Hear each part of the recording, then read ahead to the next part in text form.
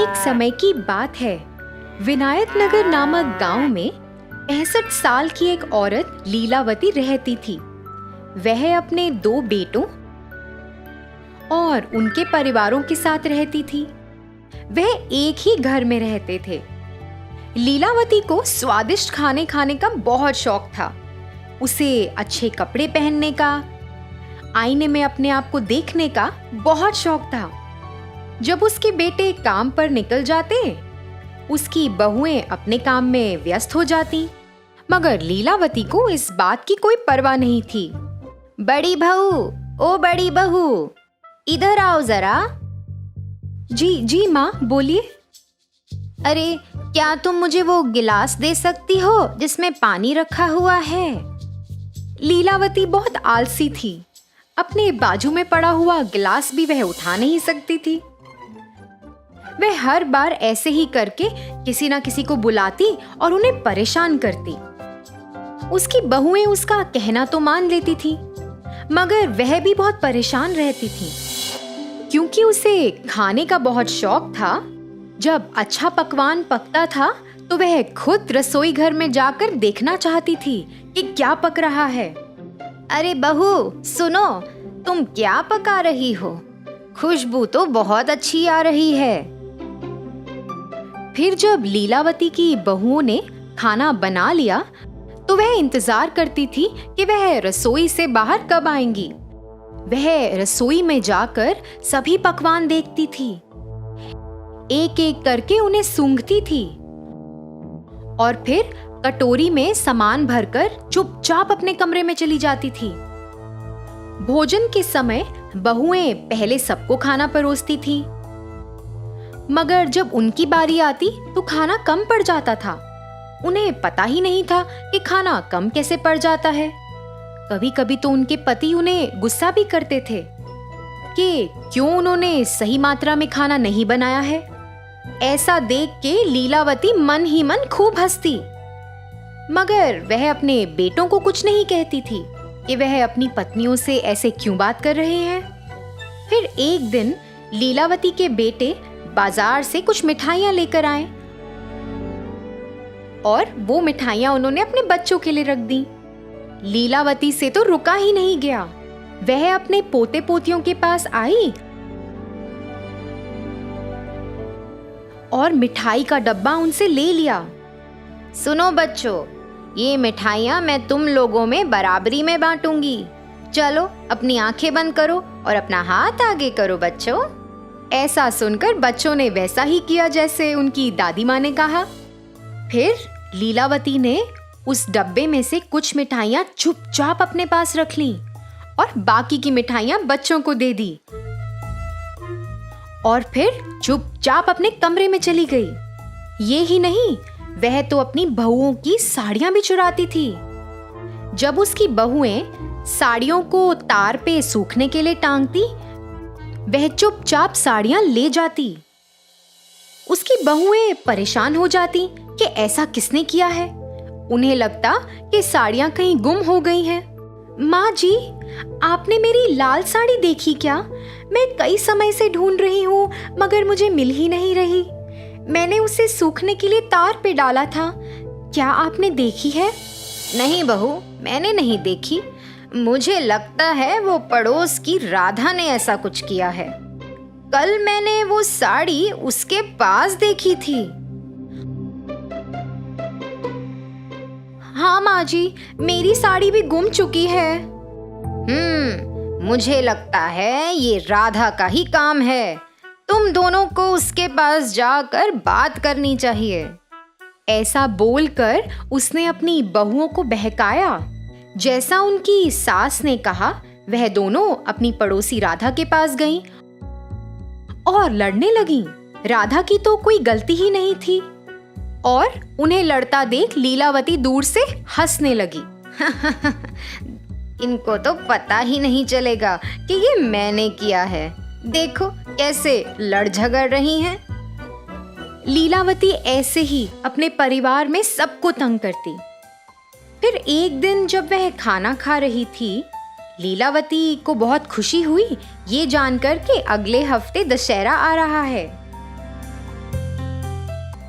और वह चाहती थी कि सब लोग नए कपड़े खरीदें। जी माँ, हमें कपड़े खरीदने चाहिए।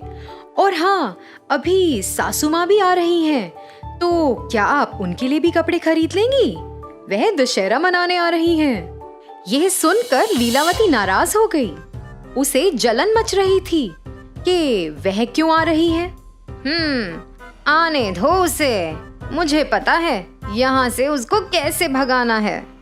अगले दिन लीलावती अपने कमरे से बाहर आई और उसने अपने बेटों और बहुओं को किसी का इंतजार करते हुए देखा। वह सब वेरांडे में खड़े थे। हे भगवान, देखो कैसे ये लोग उसका इंतजार कर रहे हैं। क्या इन्होंने मेरा इंतजार ऐसे किया है कभी? हे भगवान। फिर लीलावती के बड़े बेटे की सास वहां पधारी और जैसे ही वह अपनी गाड़ी से उतरी, बच्चे भागे दौड़े उनके पास गए।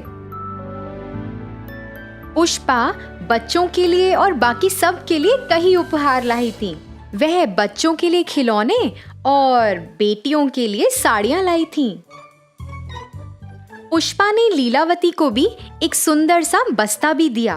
लीलावती ने वह बस्ता तो कबूल किया और चुपचाप अपने कमरे में चली गई और फिर बाहर आई। बाहर आकर उसे स्वादिष्ट खाने की सुगंध आई, तो वह सोचने लगी कि बहुत कुछ बना है, मगर उसे जलन भी मच रही थी।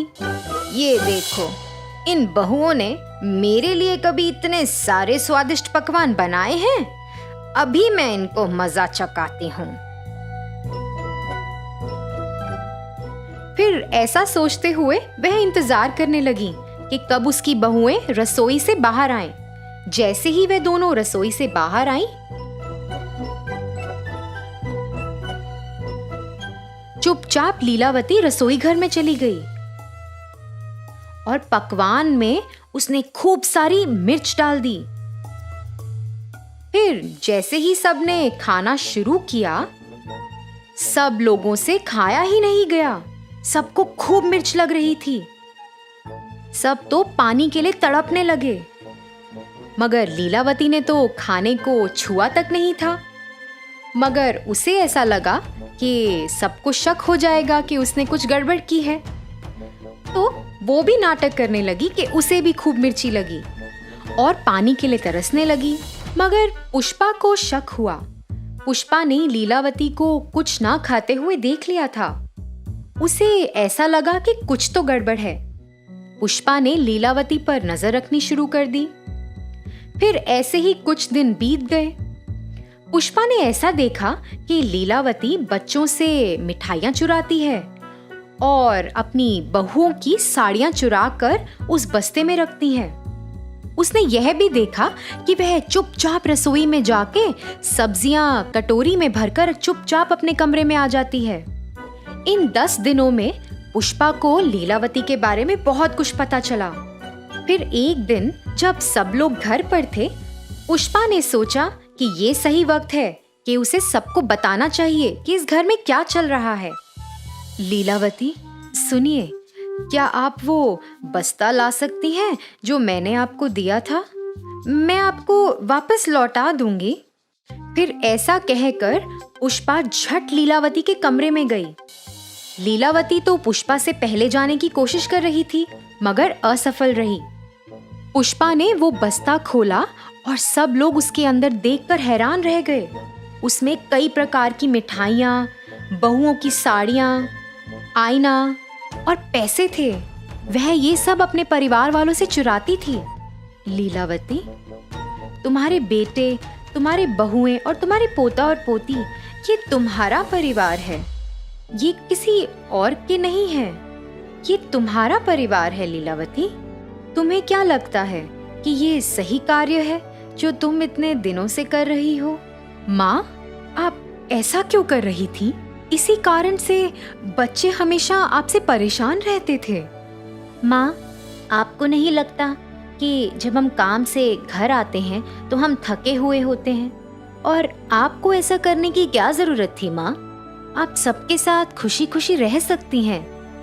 आपने सबको कितना परेशान किया है माँ? माँ जी, आपने ही हमें राधा के बारे में बताया था। वो मेरी कितनी अच्छी दोस्त थी। आपके झूठ की वजह से अब मेरी दोस्ती भी उससे टूट गई है। माँ जी, हमने आपका बहुत ख्याल रखा। आप ऐसा कैसे कर सकती हैं हमारे साथ? लीलावती को अपने से कम उम्र के लोगों को ऐसा कहते हुए बहुत बुरा लगा। ज्यादा बुरा इसलिए लगा कि वह उसके खुद के परिवार वाले थे।